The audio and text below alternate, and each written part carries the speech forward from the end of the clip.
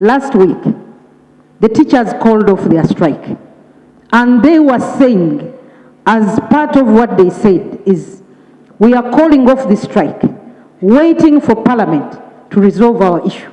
And they gave a 2 weeks, timeline within which they would expect Parliament to have discussed and resolved this matter. Right Honourable Speaker, I have not heard this in your communication, and I'm wondering which way we are moving. Because, Right Honourable Speaker, it's very sad, us being in campaigns, and you see children loitering in the villages. The children are not in school. Even now when the strikes have been called off, Right Honourable Speaker, the motivation by the arts teachers to actually teach is not there. So, Right Honourable Speaker, this is third term. It's very unfortunate that there is a bit of silence. The last time the Minister of Education was here, the Honourable Muriku, and indicated that the executive was handling this matter. I don't know how far they are with this matter, but it's a serious issue, Right Honourable Speaker, that children in private schools, our children are going to school, and the children in the public schools are actually seated at home, or in school but not learning. So, Right Honourable Speaker, how I wish that we can actually respond to the teachers' cry. This disparity is not a good one. Paying teachers differently, we have discussed this matter here. We have discussed this matter here, Right Honourable Speaker. We must resolve this, discriminatory pay among the arts and science teachers. I am not just campaigning. I have spoken about this before. Thank you, Right Honourable Speaker. Thank you, Honourable Sarah. Indeed, the teachers petitioned Parliament, and the Right Honourable Speaker invoked her authority under Rule 31, Sub-Rule 7 of our Rules of Procedure, where she referred it to the committee. And why I'm saying thank you for reminding me, I think it's under Sub-Rule 8 of Rule 31, the Speaker is supposed to inform the House what she did. So I want to take this opportunity to inform the House that indeed 2 petitions, one from UNATU, another one from the Union for TVET Teachers, we have received and referred to the Committee for Education for further management and reporting back to the House.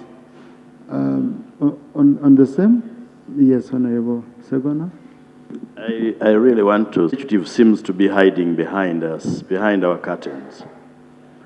Why? Because I'm conversant the Constitution would not allow us privately as Parliament to bring any motion that has that touches the purse. Now, when they meet the ministers tell them that the key lies with Parliament. Now, isn't this intended to make us look ugly in the eyes of the public? When they bring the petition, we debate it. Why don't we just ask the executive to tell us, to give us the budget, and we find that money? Simply. Otherwise, we are going to look ugly and answer for some other people's offenses. Thank you.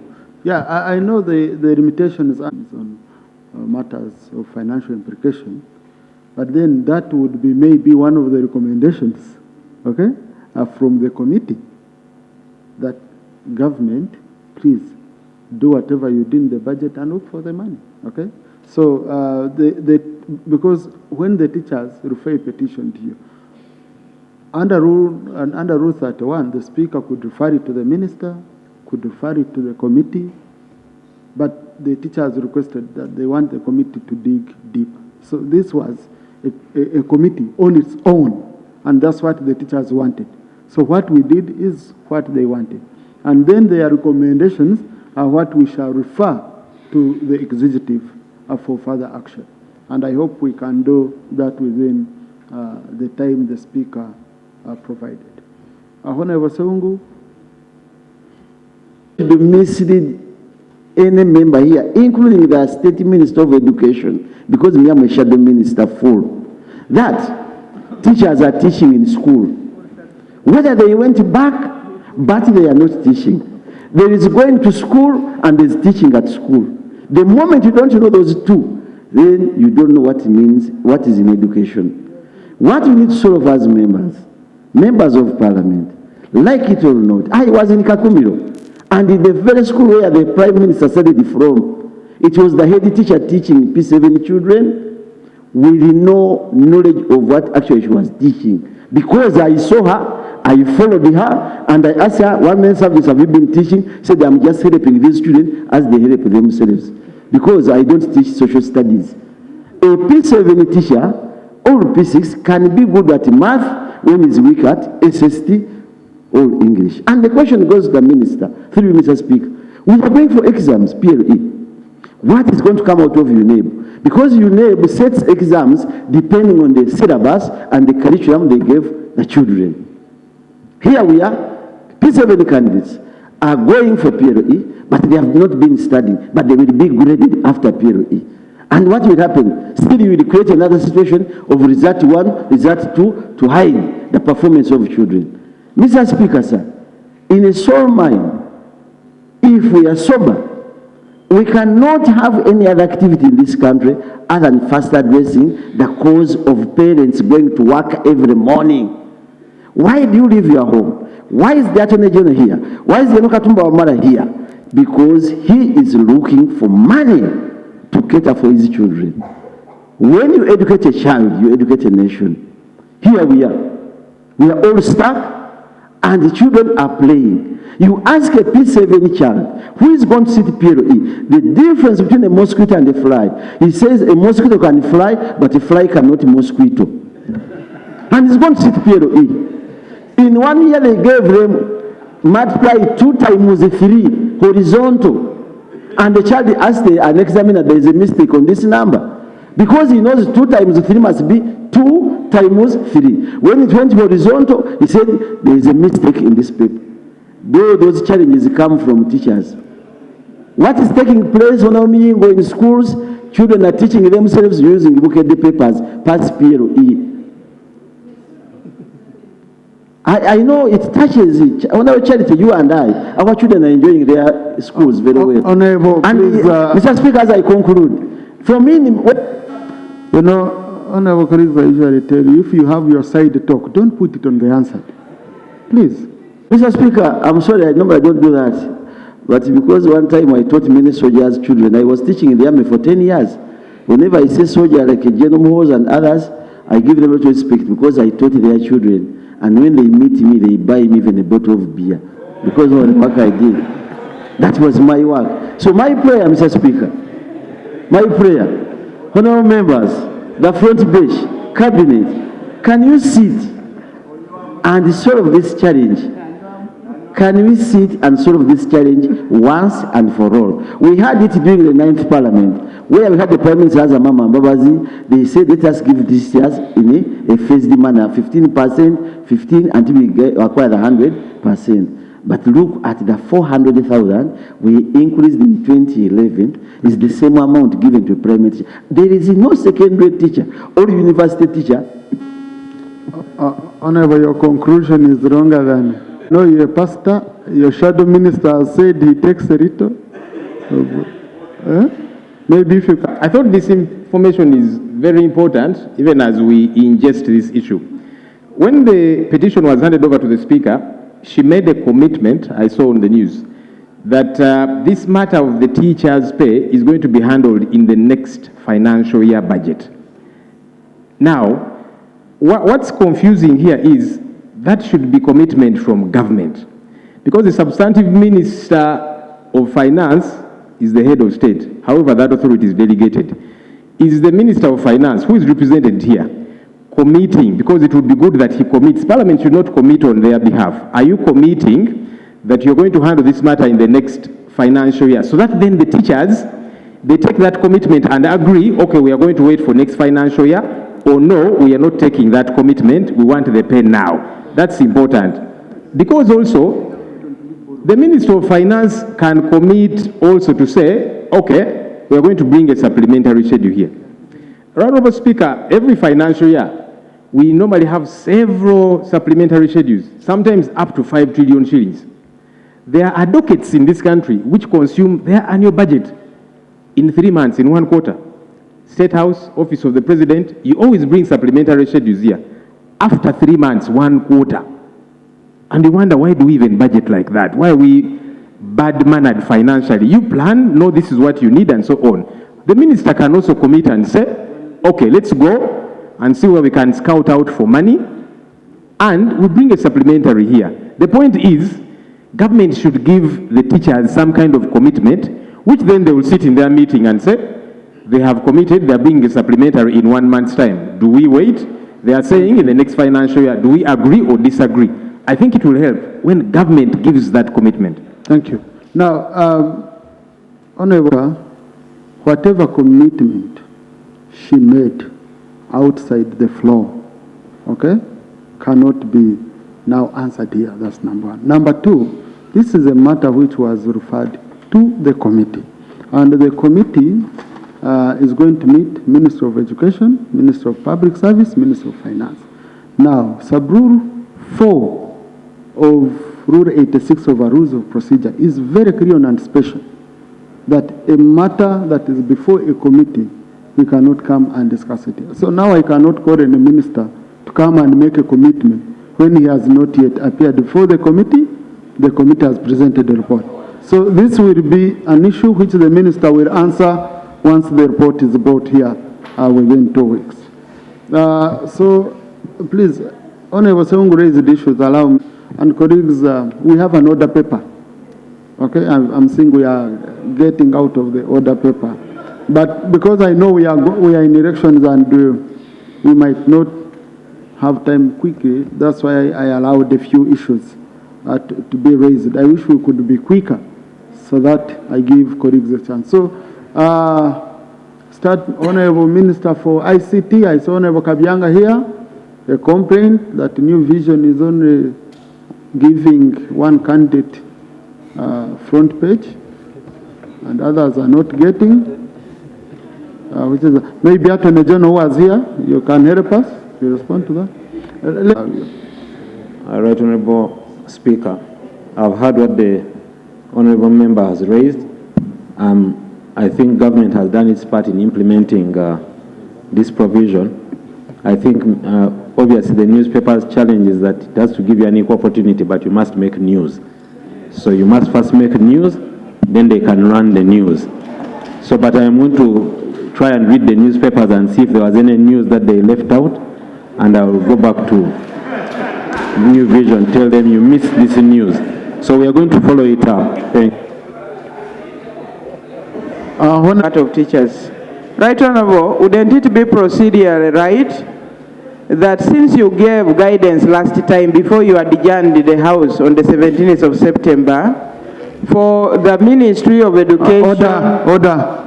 You had guided that the Ministry of Education, Ministry of Public Service, Ministry of Finance get on together and come up with the report that you are talking about. Wouldn't it be procedural, right, that we give them a time frame, Mr. Speaker, because the issue of the teachers is very hot on the ground. Thank you so much. Thank you. It's not the ministries come up with him. I don't know why the Ministry of Education cannot listen. When we passed the law regarding the student law scheme was to benefit on quarterly basis. I have just accessed a list of beneficiaries. You find the unfairness, Right Honorable Speaker. How can a district like Tambala have 2? Only 2. Moroto 0. Others have 58. 27. Bushi has 27. This is very unfair. There's a list here. So we are not following what we passed in the law. For how long shall we continue raising this matter? Because this was meant to benefit the disadvantaged. I have a long list here. If you read it, Ministry of Education, I don't know what you think about it. You find like Ibanda only 6. You look at a beam 6. How many does Mitoma have? Mitoma Mitoma has 11.